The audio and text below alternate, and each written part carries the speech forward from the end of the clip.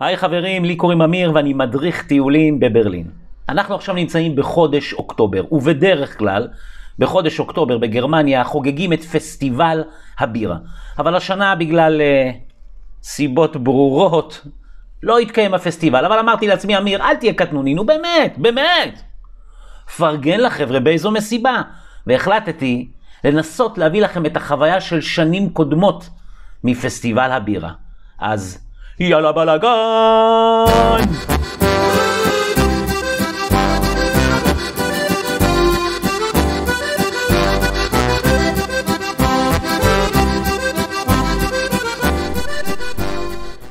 פסטיבל הבירה הראשון התקיים באוקטובר 1810 בבוואריה מינכן בדרום גרמניה.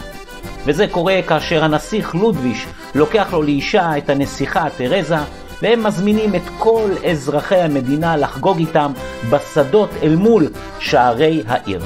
לא תאמינו, המסורת הזו נשמרת, והיום החגיגות מתקיימות ממש שם, בטרזיין ויזה. המקומיים נוהגים היום לומר, אני הולך לפסטיבל הבירה, את המשפט, Ich gehe auf die Wiesen.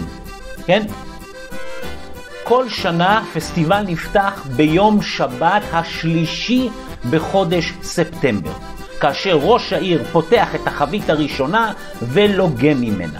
הפסטיבל נמשך בדרך כלל כ-16 ימים עד יום ראשון הראשון בחודש אוקטובר. לכן מה שאומר בעצם שלפעמים החגיגות נמשכות כ-17 ימים או כ-18 ימים של צריכת אלכוהול ללא הכרה. ותעשו אתם את החשבון ותבינו מה זה אומר. ומכיוון שכך, אז במתחם ישנה גבעה ירקרקה נחמדה, שאליה מגיעים אנשים לפוש כמעה מצריכת הבירה ללא הכרה. אבל הגבעה הזו ידועה גם בשמה קוצוויזה, מה שאומר בתרגום חופשי גבעת ההקאות. ולא תאמינו, יש אפילו אתר אינטרנט שמאגד בחובו את כל המראות האקזוטיים האלה. הוא נקרא münchenkotz.de.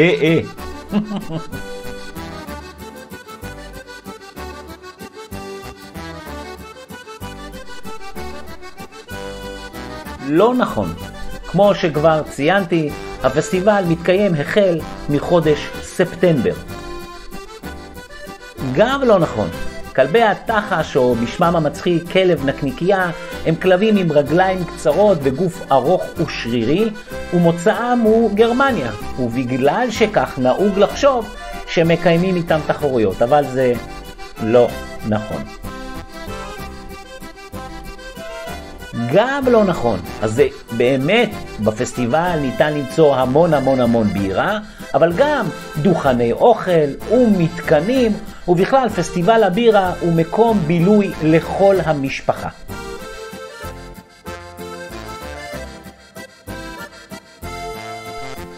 בכל שנה מבקרים בפסטיבל כ6 מיליון איש, ובקלות אפשר ללכת לאיבוד. אז הנה כמה טיפים של מה חייבים לעשות ומה ממש לא חייבים. אל תבואו לבושים בתלבושת חיקוי מסורתית שקניתם באלי אקספרס. קודם כל בואו נודה, זה לא נראה טוב. דבר שני, זה יכול להיראות קצת מוזר בפי המקומיים. ודבר שלישי, ואולי הכי חשוב, זה יכול להתאפס כאילו אתם לועגים לתרבות המקומית. תראו, אתם צריכים להבין, לבווארים זה הלבוש המסורתי, איתו הם יוצאים לבלות ואפילו מתחתנים איתו. לכן ההמלצה שלי, בואו בלבוש רגיל, ג'ינס, נעליים נוחות ומעיל, למה אוקטובר יכול להיות מאוד קר. עוד האנקדוטה מעניינת על הלבוש המסורתי של הנשים המקומיות הוא הסרט אותו הן קושרות על המותניים. לא תאמינו, יש לזה חשיבות. אם הסרט נקשר בצד ימין, זה אומר שאותה גברת, אותה נערה, היא תפוסה, נשואה או שיש לה חבר. אם הסרט נקשר בצד שמאל, זה אומר היא פנויה. אם הסרט נקשר באמצע, זה אומר בתולה. ואם הוא נקשר מאחור, זה אומר אלמנה. הימנעו מסופי השבוע. תראו, הפסטיבל מתקיים בין 16 ל-18 ימים. זה מלא זמן. אז אם יש לכם אופציה להגיע במהלך השבוע, לכו על זה בטירוף, כן? תגיעו במהלך השבוע, המקום לא מפוצץ ברמה של בלתי אפשרי לזוז, וכך תוכלו ליהנות ולקבל מהחוויה הזו שנקרא פסטיבל הבירה. אבל אם אין לכם את האופציה הזו, וכל מה שיש לכם זה רק אופציה אחת לסוף שבוע, אז העצה שלי אליכם זה תגיעו מוקדם בבוקר. ולמה מוקדם בבוקר? על מנת שתוכלו לתפוס מקום באחד הביתנים.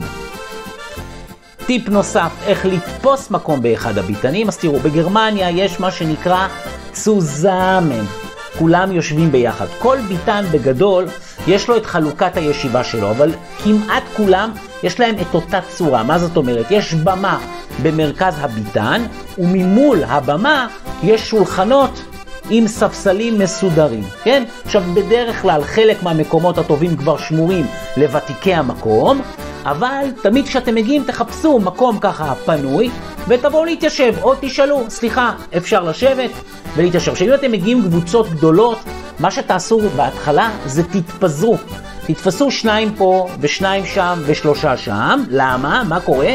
עם הזמן אנשים לאט לאט קמים ומפנים מקום, וברגע שתפסתם שולחן איפה שהתפנה קודם, אתם מה שנקרא מצמצמים רווחים. כן?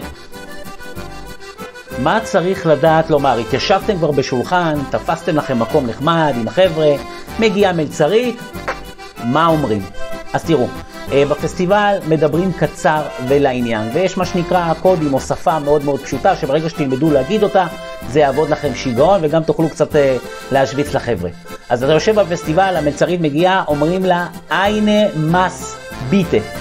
מס בבוואריה, בגרמנית, זה אומר ליטר בירה. לרוב, בכל ביתן, בכל מתחם, מציעים לכם בין 2 ל3 סוגי בירות.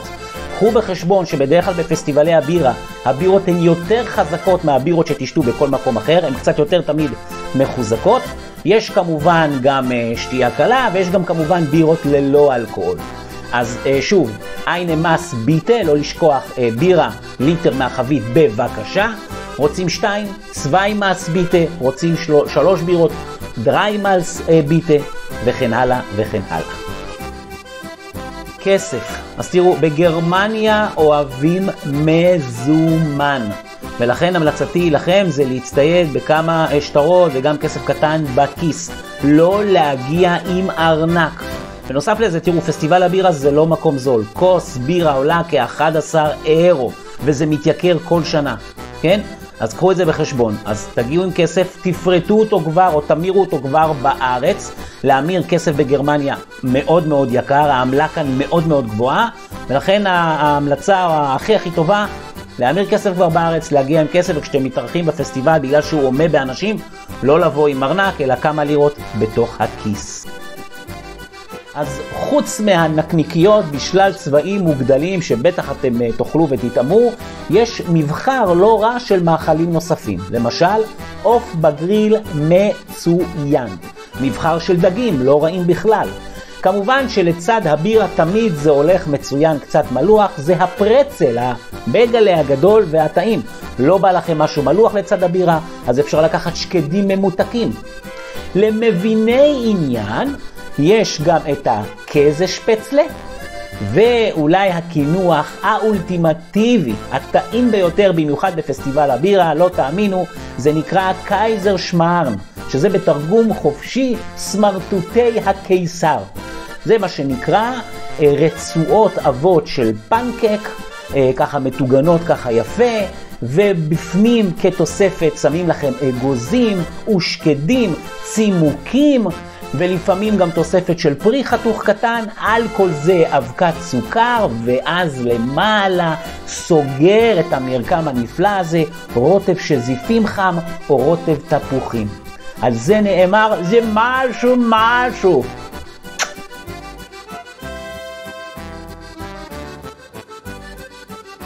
אז כן, ב-2019 ביקרו בפסטיבל הבירה, לא תאמינו, כ6 מיליון איש, כן? שתו 7.5 מיליון ליטרים של בירה, והוציאו, בזבזו, לא תאמינו, כמיליארד אירו. פשוט לא נתפס. עובדים בפסטיבל הבירה כל שנה כ12,000 איש. גודל השדות בהם מתקיים הפסטיבל כל שנה הוא 104 דונם, כן? ובכל המתחמים יחד יש כ-120,000 מקומות ישיבה. עוד נתון מאוד מאוד מעניין זה ש70% מהמבקרים כל שנה בפסטיבל הם מבוואריה עצמה, כן? רק 9% הם מגרמניה כולה, ועוד נתון מעניין זה ש19% מגיעים מארצות מחוץ לגרמניה, שהמובילות הן ארצות הברית, בריטניה, איטליה ואוסטרליה.